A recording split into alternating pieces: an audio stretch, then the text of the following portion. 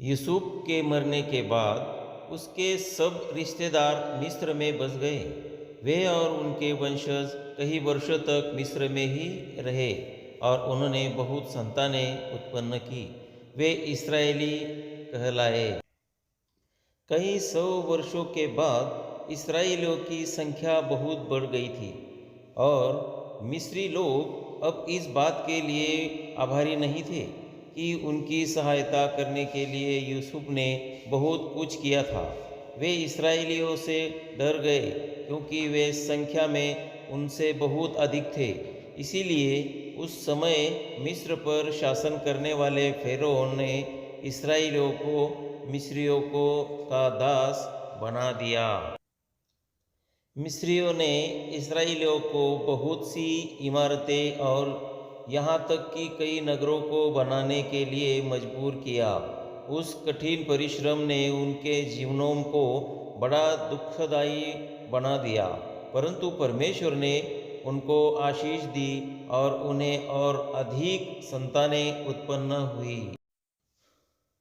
फ़िरौन ने देखा कि इस्राएलियों के बहुत संतानें उत्पन्न हो रही थी, इसीलिए उसने अपने लोगों को इस्राएलियों के सभी नर बच्चों को नील नदी में फेंककर मार डालने का आदेश दिया। एक विशेष इस्राएली स्त्री ने एक नर बच्चे को जन्म दिया था। उसने और उसके पति ने जितना उनसे हो सका उस बच्चे को छिपाकर रखा।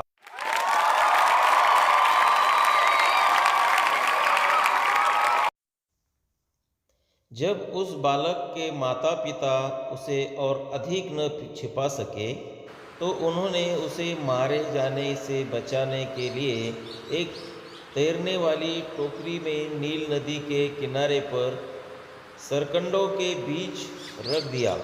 उसकी बड़ी बहन ने यह देखने के लिए उसकी निगरानी की कि उसके साथ क्या होगा।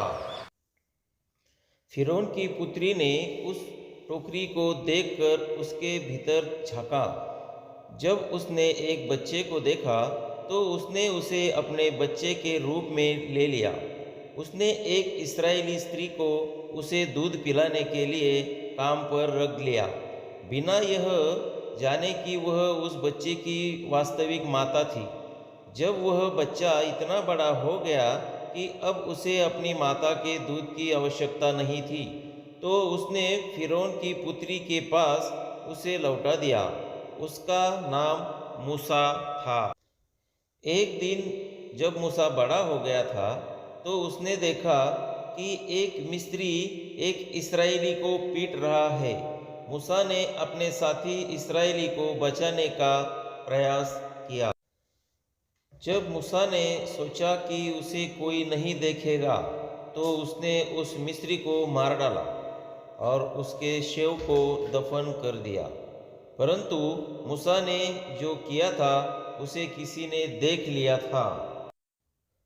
फ़िरौन को मालूम हो गया कि मूसा ने क्या किया है। उसने उसे मार डालने का प्रयास किया, परंतु मूसा मिस्र से जंगल में भाग गया। फ़िरौन के सैनिक उसे वहाँ खोज न सके। मिस्र से दूर जंगल में मूसा एक चरवाहा बन गया था। उसने वहाँ एक स्त्री से विवाह कर लिया और 2 पुत्र उत्पन्न किए। मूसा अपने ससुर के भेड़ों के झुंड की देखभाल करता था।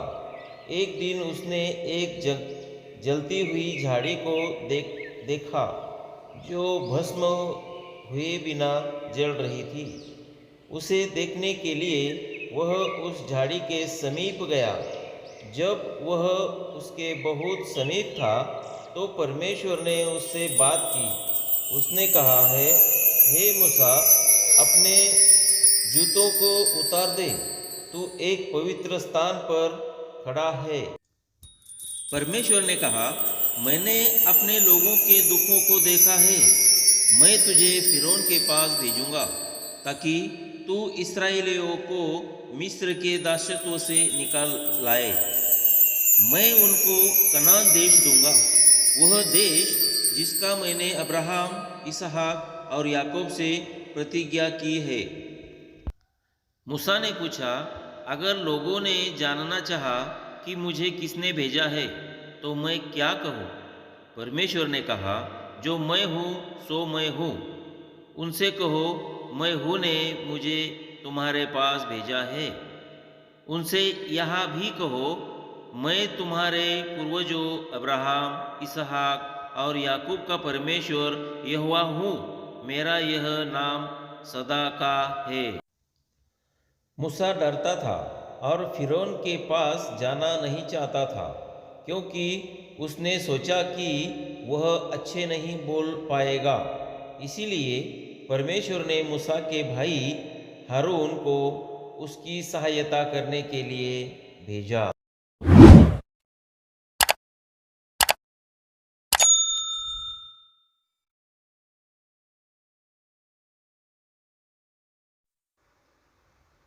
नवीं कहानी समाप्त। 10वीं कहानी सुनने के लिए तैयार रहिए।